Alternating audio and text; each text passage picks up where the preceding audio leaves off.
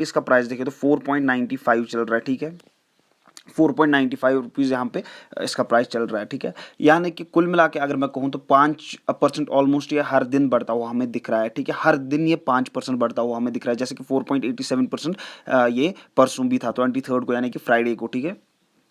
अब सवाल उठता है कि क्या आपको यहाँ पे फ्रेश बाइंग करनी चाहिए। बिल्कुल, यहाँ पे आप बिल्कुल आराम से फ्रेश बाइंग कर सकते हैं, कोई इशू नहीं है, यहाँ पे आराम से फ्रेश बाइंग आप कर सकते हैं। और यहाँ पे अगर मैं कहूँ तो जिनके पास है वो एक्यूमुलेट करें, ठीक है, वो एक्यूमुलेट करें ताकि ज़्यादा से ज़्यादा आपके पास क्वांटिटी हो। हाँ, लेकिन आपको ये भी ख्याल रखना है कि आपको सारा इसी एक ही में नहीं डालना है, ठीक है। जैसे कि मैं बार बार वीडियो में कहता हूँ आपको, देखिए कम से कम 3-4 हिस्से अपने पोर्टफोलियो के करने चाहिए, कम से कम 3-4 हिस्से, ठीक है, ताकि अगर फॉर एग्जांपल कहीं से लॉस भी हो तो बाकी 3 साइड से आपको प्रॉफिट भी मिलता रहे, ठीक है। लेकिन मेरे हिसाब से ये स्टॉक, अगर हम स्टॉक की बात करें तो काफ़ी अच्छा स्टॉक है, मेरे हिसाब से फाइनेंशियली भी स्ट्रॉन्ग है और काफ़ी अच्छा स्टॉक है। देखिए अब यहाँ पे सवाल उठता है कि ये किसके साथ डील करती है। देखिए फार्मा सेक्टर के साथ डील करते हैं, ठीक है, एक्सपोर्ट भी करती है और यहाँ पे डोमेस्टिक मार्केट भी है उनका, और ये वो चीज़ें बनाती है जो काफ़ी मतलब हम कह सकते हैं काफ़ी क्रूशल होती है as far as pharma sector is concern, जैसे कि ग्लव्स है, कॉटन बड्स है, ऐसी काफ़ी सारी चीज़ें हैं इनकी, आप इनकी वेबसाइट पे भी देख सकते हैं, काफ़ी सारी ये वैरायटी है इनकी, ये एक्सपोर्ट भी करते हैं और अपना डोमेस्टिक मार्केट भी है इनका। अगर बात करें रैंकिंग की तो 67 नंबर पे आती है ये, टोटल इंडिया में 164 कंपनीज है फार्मा सेक्टर में,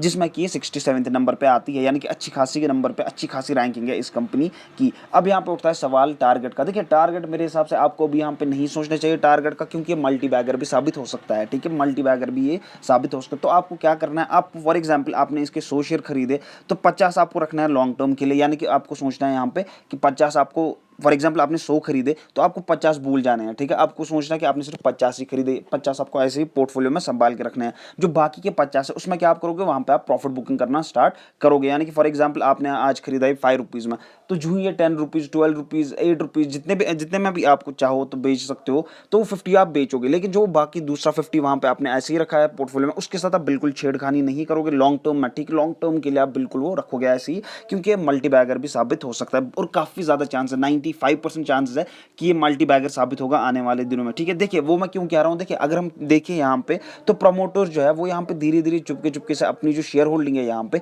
वो हमें इंक्रीज करते हुए दिख रहे हैं। आप खुद देख सकते हैं इनका चार्ट, वो भी हम आगे डिस्कस करेंगे। लेकिन वहाँ पे क्या है, प्रमोटर्स हम देख रहे हैं कि वो धीरे धीरे से चुपके से आराम से अपनी होल्डिंग जो है इंक्रीज करते हुए दिख रहे हैं, यानी कि कुछ तो अंदर पक रहा है कंपनी में। अगर फॉर एग्जाम्पल ऐसा होता कि कंपनी को नुकसान होने वाला होता या कंपनी डूबने वाली होती तो कंपनी हर किसी क्वार्टर में थोड़ा थोड़ा धीरे धीरे अपनी शेयर होल्डिंग नहीं बढ़ाती, ठीक है, ये हमें मतलब मानना चाहिए। यहाँ पे अगर बात करें तो अपने 52 वीक हाई की धजिया उड़ाता जा रहा है, हर दिन ही अपना ही 52 वीक हाई तोड़ता हुआ दिख रहा है हमें, ठीक है। डेट की बात करें तो इस पर ऑलमोस्ट ना के बराबर डेट है। बुक वैल्यू की बात करें तो आराम से यहाँ पे बुक वैल्यू इंक्रीज होता हुआ हमें इंप्रूव होता हुआ दिख रहा है। इनका कोई भी शेयर गिरवी नहीं है, यानी कि जीरो प्लेज है।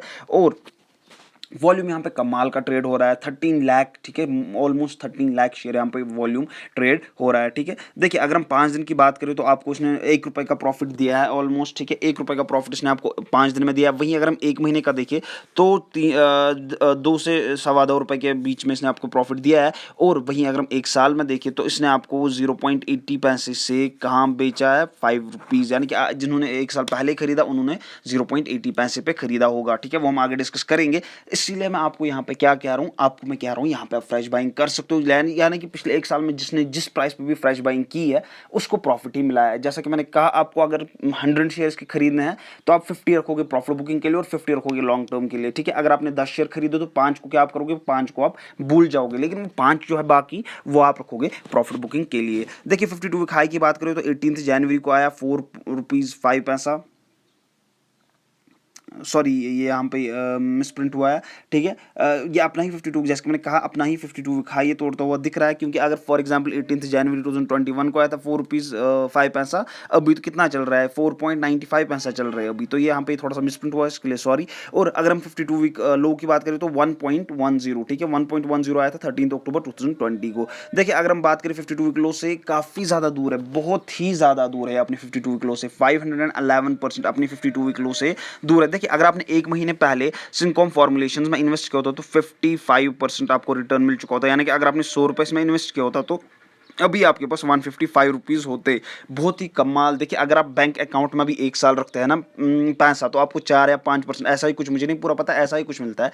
4 या 5% आपको पर साल मिलता है। यहाँ पे आपको एक ही महीने में 55% मिला रिटर्न, तो काफ़ी कमाल का हम देख सकते हैं। यहाँ पे काफ़ी ज़बरदस्त तरीके से भागता हुआ हमें दिख रहा है। हाँ, अब यहाँ पे क्या हो सकता है, अब आने वाले दिनों में यहाँ पे थोड़ी सी करेक्शन हो सकती है, लेकिन डरना नहीं है, ठीक है। हमने देखी है इस ग्राफ की हिस्ट्री, सॉरी हमने देखा है स्टॉक की हिस्ट्री, तो ये हमें दिख रहा है कि लॉन्ग टर्म में काफ़ी अच्छा परफॉर्म करता है। तो यहाँ पे डरने की जरूरत नहीं है। जो ही नीचे जाएगा तो आप क्या करोगे, आप बेचोगे नुकसान में? नहीं, बिल्कुल भी नहीं, ठीक है। कोई इशू नहीं है, आप बिल्कुल अपने, ये सेफ स्टॉक है, क्योंकि जिस हिसाब से इसके पीछे कोई भी नेगेटिव न्यूज़ नहीं है, काफ़ी अच्छा भाग रहा है, ठीक है। वहीं अगर आपने निफ्टी 50 में इन्वेस्ट किया होता एक महीने पहले, तो आपको नेगेटिव रिटर्न मिल चुका होता -3.2 का, ठीक है। देखिए टेक्निकल रेटिंग की बात करें तो वेरी बुलिश है, और अगर मनी कंट्रोल के हिसाब से कम्युनिटी सेंटिमेंट्स देखिए तो 100% कह रहे हैं बाय, जिस जो मैं भी कह रहा हूँ, फ्रेश बाइंग बिल्कुल यहाँ पे आपको करनी चाहिए। और जिनके पोर्टफोलियो में ऑलरेडी है वो क्या यहाँ पे कर सकते हैं, वो एक्यूमुलेट करना शुरू करें, क्योंकि ये काफ़ी अच्छा स्टॉक, मेरे हिसाब से तो ये काफ़ी कमाल का स्टॉक है, ठीक है। प्रोमोटर्स के पास देखिए तो 41.18% शेयर होल्डिंग, और पब्लिक के पास यहाँ पे 59% ऑलमोस्ट शेयर होल्डिंग है। देखिए यहाँ पे अगर हम प्रोमोटर्स की होल्डिंग देखें तो मार्च में यहाँ पे थी 14.14, फिर धीरे धीरे इन्होंने बढ़ाई 14.48, फिर धीरे धीरे अभी आ रही है कितनी, 41.18, यानी कि धीरे धीरे अपनी शेयर होल्डिंग बढ़ा ही रही है। अगर फॉर एग्जाम्पल कंपनी नुकसान में चली जाती या इसका कोई ऐसा फ्यूचर होता कि ये आगे नहीं बढ़ पाती, तो यहाँ पे प्रोमोटर्स धीरे धीरे क्या दिखते हैं हमें, अपनी होल्डिंग डिक्रीज करते हुए। लेकिन यहाँ पे उल्टा हो रहा है, यानी कि प्रोमोटर्स अपनी होल्डिंग इंक्रीज करते हुए हमें दिख रहे हैं। तभी मैं कह रहा हूँ आपको यहाँ पे बिल्कुल इसमें निवेश करना चाहिए बिना डरे। ये आपको काफ़ी अच्छा रिटर्न देने की कैपेसिटी रखता है, और मल्टी बैगर भी ये साबित हो सकता है। एट द एंड में फिर से यही कहूँगा कि आप यहाँ पे फ्रेश बाइंग कर सकते हो, काफ़ी अच्छा स्टॉक है। उम्मीद है आपको ये वीडियो पसंद आई होगी। लाइक शेयर और सब्सक्राइब जरूर कीजिएगा। Thank you so much.